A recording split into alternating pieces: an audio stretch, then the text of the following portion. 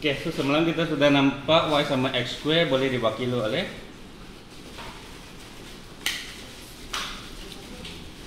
x kuasa 2 diwakili oleh segi 4 lah kan? Ya. Segi 4, so bila kita lukis kita dapati yang ditambah itu adalah apa? Kenapa kita buat begini? Fikir balik. Kita sedang mencari apa sebenarnya semalam? Apa tu dibuat di x sebenarnya? Ya apa tu? Ya. Kita mau tahu apa? Kadar perubahan y terhadap x kan? Okay, so dia lebih kurang macam dulu kita buat keturunan kan? Hanya kita mau lebih spesifik sebab kalau m biasanya tak berubah, di sini m-nya berubah. Lagipun kita mau spesifik adalah y terhadap x, so kita dy dx lah. Sebab banyak lagi kan kita boleh dx dt, dx dy pun boleh, dy dt dan sebagainya lah kan. So kita guna simbol dy dx. So yang kita mau adalah kadar perubahan di atas itu adalah y. So macam mana dapat kadar perubahan y? Kalau koordinat geometri biasa kita akan guna apa? Y2 tolak Y1 sebab perubahannya kan? Okay, so di sini pula dia fx tambah sesuatu yang kecil tolak fx kan? Okay, so kalau senang kita guna h sajalah. Okay, sebenarnya lebih senang menambah h kan? So bila dia ditambah sesuatu h, apakah fx tambah h nya? Bila ditolak itulah perbezaannya kan? Okay, barulah bahagi h yang perubahan yang kecil itu kan, yang h di sini. Okay, hanya kita tengok kalau h semakin kecil nilainya semakin menghampiri satu nilai kan? Okay, itulah yang kita panggil sebagai had benda ini. Apabila h semakin kecil, so menuju kepada kosong. Very good. Okay, so itulah definisi dy dx. Dia memberitahu kami apa yang berlaku pada y bila x berubah. So yang kita testing semalam adalah x square. So x square adalah luas satu segi 4 sama dengan sisinya x kan. So bila ditambah h, kita didapati yang merah itu adalah perubahan y lah kan, sebab dia menambah 3 bahagian ini. So yang ini sangat kecil, yang kita ada yang penting ialah x darab h. Itulah akhirnya 2xh bagi h, dia dapat 2x lah. Kalau kita mau tunjukkan daripada gambar raja, dia ialah apa? Kalau gambar raja kita akan dapati dia 2xh bahagi h. So itulah akan mendapat 2x. Manakala kalau dia x kuasa 3, dia memiliki satu cube. Okay? Dan perubahannya ada 3 keping yang besar, ada lagi yang kecil-kecil di sini kan. Tapi tak begitu penting. Yang pentingnya kepingan atas, kepingan tepi dan kepingan depan itu.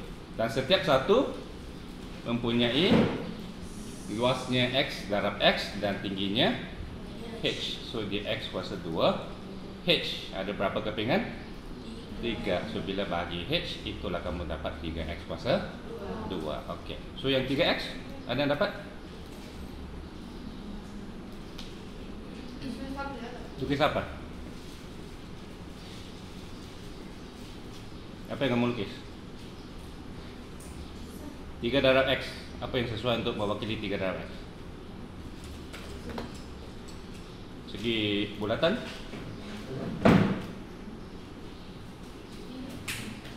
Tiga darab x. Apakah bentuk yang mewakili 3 darab x?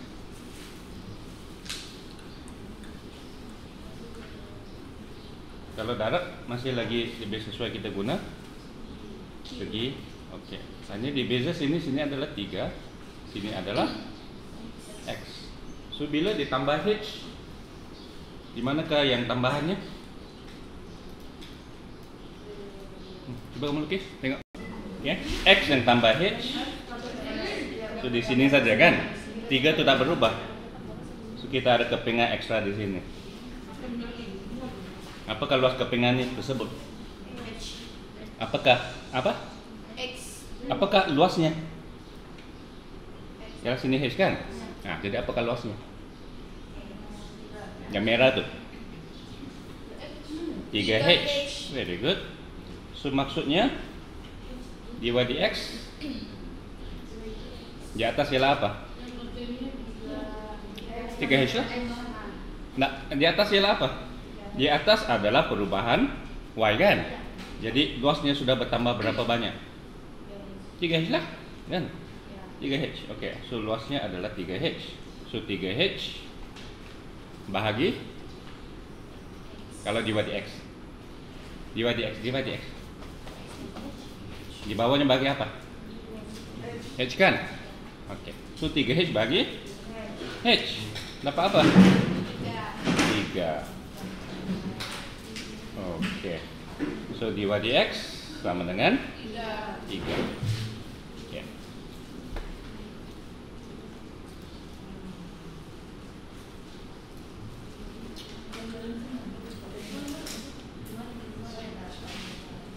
Ini mungkin nanti kamu boleh buat satu poster besar-besar kan? Oke, ada lagi kah yang lebih? Kalau lagi kecil, y sama dengan 3.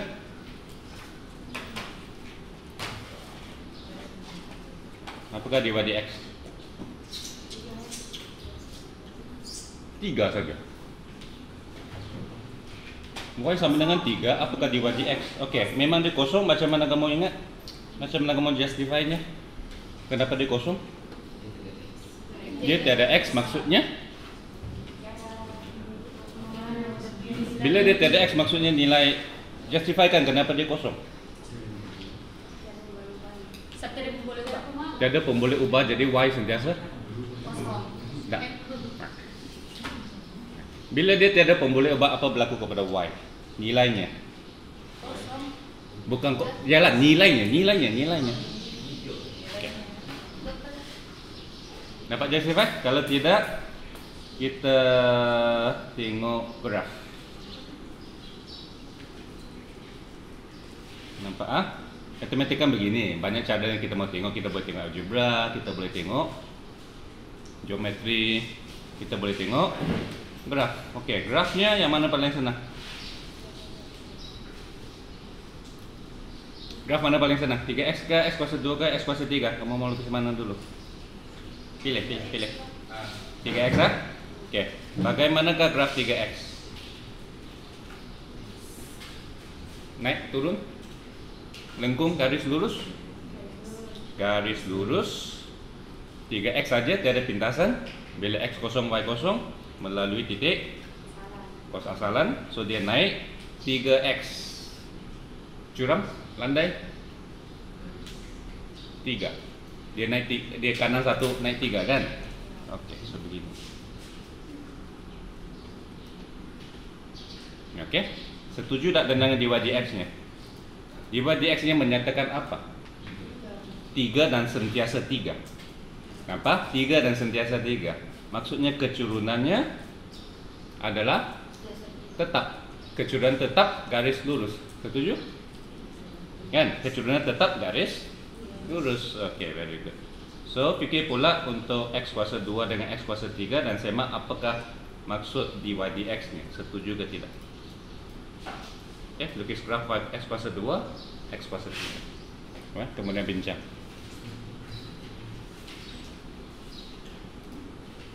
Lepas tu baru kamu fikir yang ini kenapa kosong. Lukis dulu kuasa 2, kuasa 3, lepas tu bincang ini. Kita pisahlah. Table ini x kuasa 2, table itu x kuasa 3. Lepas tu datang sini. Okey. Graf x kuasa 2 dengan x kuasa 3 ada beza sikit kan? Lagipun x kuasa 3 sudah tentu dia naik, tapi naik semakin cepat. So kuasa 2 katakan begini. Kan? Lagipun kamu nampak sudah kan dia akan 1, 4, 9, 16. So dia naik dengan semakin cepat. Kuasa 3 lagi lah cepat kan, 1 dengan 8. Okay. Tapi sebelah negatifnya, sebab x kuasa 2 nombor negatif pun akan jadi positif. Itulah di sebelah atas. Manakala x kuasa 3 nombor negatif, kuasa 3 negatif kan, 3 negatif. So akhirnya dia balik kepada negatif. So dia balik ke sini. Okey. So kita tahu ini grafnya. Okey, so kita tengok apakah Adakah dy dx menceritakan apa berlaku pada graf ini? Dy dx nya menyatakan sekarang dia punya keturunan tidak tetap, tetapi dia bergantung kepada nilai x. Okey, titik mana kita boleh tengok? Cek titik kosong. Bila kosong, dy dx adalah kosong, keturunan adalah kosong, garis adalah garis tangennya adalah mendatar. Garisnya kan begini kan. Okey. So bila x semakin tinggi, kamu tengok dia semakin turun. Namlah. Kan 2x kan. So belah negatif pula, setuju? Bila x negatif, keturunannya pun negatif. So maksudnya di sebelah kiri keturunannya adalah negatif. Dan dia semakin negatif. Nah, dia semakin negatif kan, maksudnya semakin turun ke bawah. Okey. X kuasa 3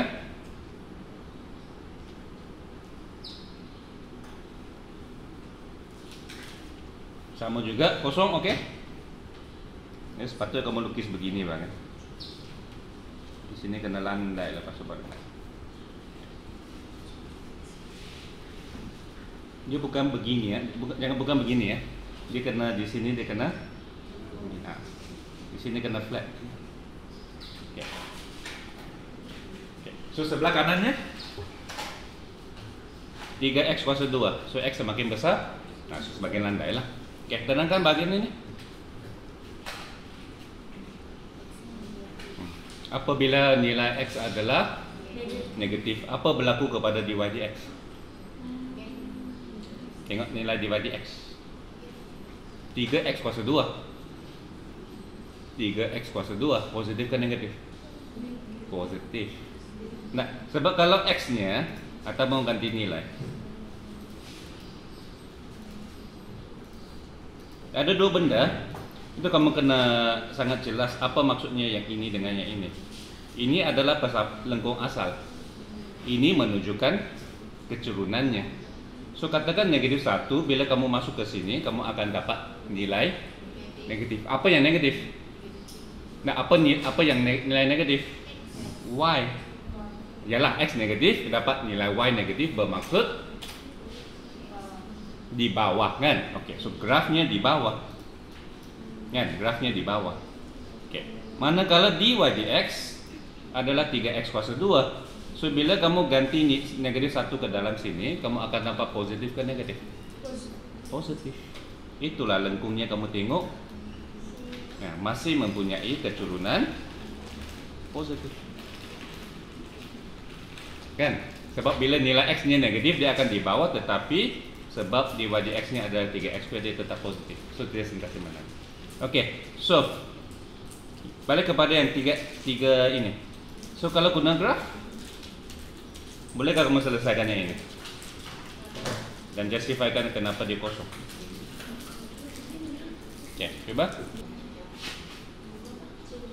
Y sama dengan 3. Kamu kata ini kan? Ini kan? Tapi itu adalah satu titik. Itu ada titik 03. Kan? Y sama dengan 3, dia tiada x bermaksud.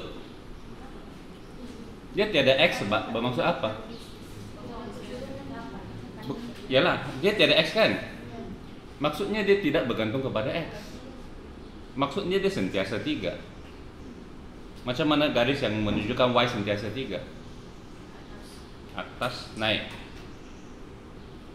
Y sentiasa 3. Apakah titik-titik yang y-nya 3? Kita ada titik 0, 3 kan?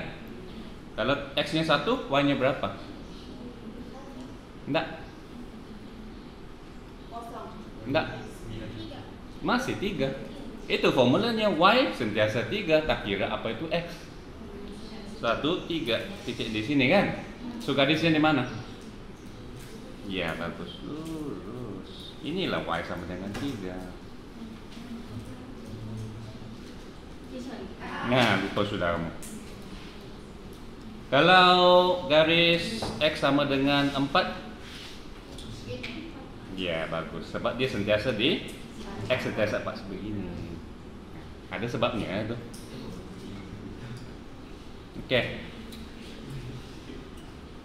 So, tengok balik ini. So, dy dx-nya adalah kosong. Setuju? Iya. Keturunan garis ini adalah kosong. Oke? Logik kan? Tapi kalau kamu tengok definisinya boleh juga apakah dy dx. Dy dx kita mau tahu apakah perubahan y apabila x berubah. Kan kadar perubahan y terhadap x sebenarnya itu termnya kadar perubahan y terhadap x. Tapi sekarang y-nya tidak berubah kan? So tidak berubah, kosong lah. Oke, logik kan? Oke. So daripada 4 contoh ini ada tak formula?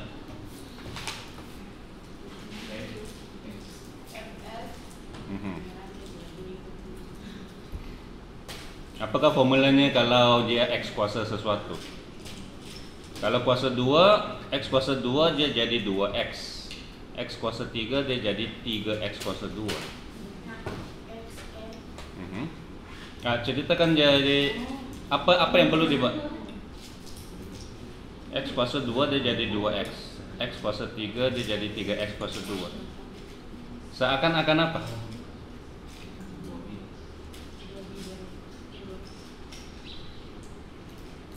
Seakan-akan apa?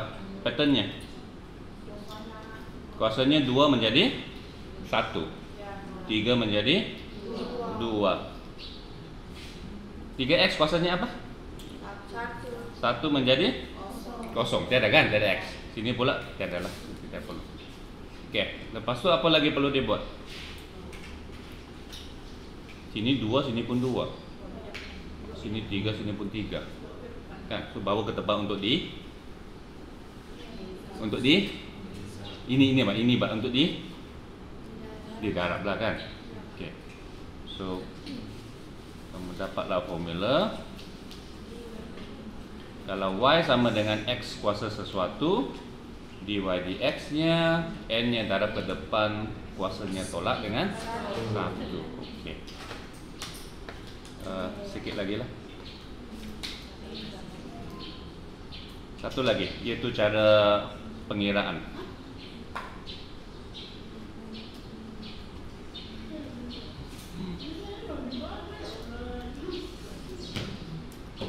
Boleh kan nanti kamu buat satu poster yang besar begini?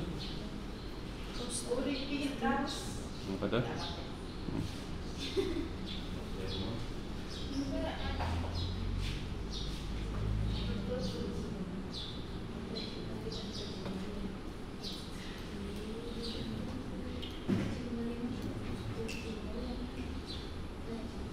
Oke.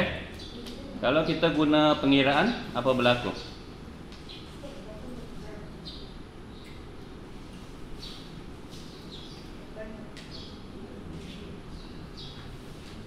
Ya, ini ada apa? X tambah H kuasa 2 tolak X kuasa 2 kan? Bahagi H. Ada lahatnya kan? Oke. So kamu nampak tadi X kuasa 2 tambah 2XH tambah H kuasa 2 tolak X kuasa 2 bagi H. Bagaimana yang penting? Kenapa dia hilang X kuasa 2 nya? Potongan? Ya, tapi kamu dapat 2XH. Ini yang penting kan? Oke. Kalau X kuasa 3?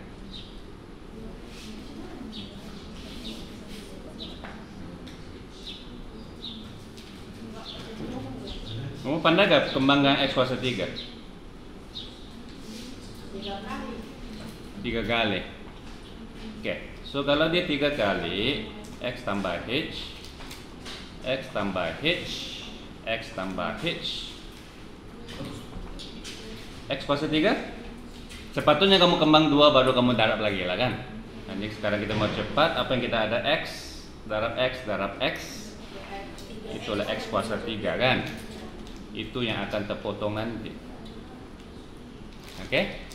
Lepas X kuasa 3 adalah X kuasa 2 kan. Oke, macam mana kita dapat X kuasa 2 dari sini? X darab X darab X kuasa 3 sudah. Kita mau yang X kuasa 2. X darab H. Satu. Ada lagi? H darab X darab. Very good. Ada lagi? X darab X darab H. 3 kan? 3. Itulah akhirnya dia akan 3. Nampak? Nah, yang lain tak penting, yang lain akan itulah akhirnya dia akan jadi 3 ini. So kamu boleh bayangkan kalau di kuasa 4, apa akan berlaku kalau di kuasa 4? Kamu bayangkan kalau dia kuasa 4. Itulah kamu nampak pattern rumusnya kan? Y. Kalau kuasa 4 apa akan terjadi? Dia akan mulai dengan X kuasa 4 dan ini akan terpotong kan? Oke. So yang kita perlukan selepas itu adalah kuasa 3. Ada berapa kuasa 3? Tambah H, X tambah H, X tambah H, X tambah H.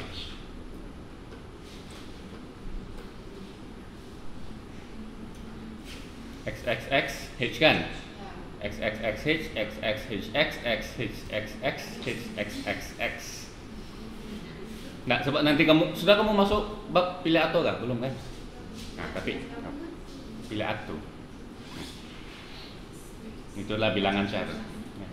So kita boleh bayangkan dia akan jadi 4 X kuasa 3 H dan sebagainya.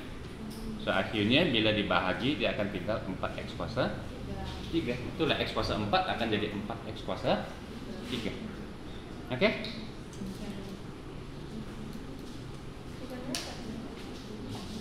Yang 3X ini dia akan 3X tambah H tolak 3X. So memanglah sampai tinggal apa? 3H bagi H, so 3 lah kan? Okay. Yang depan ini dia sentiasa 3. Bila dia sentiasa 3 maksudnya dia akan jadi 3 tolak 3. Nah kan dia sentiasa 3 kan, tidak berubah kan nilainya. Nah, sudah tentu dia jadi kosong. Oke?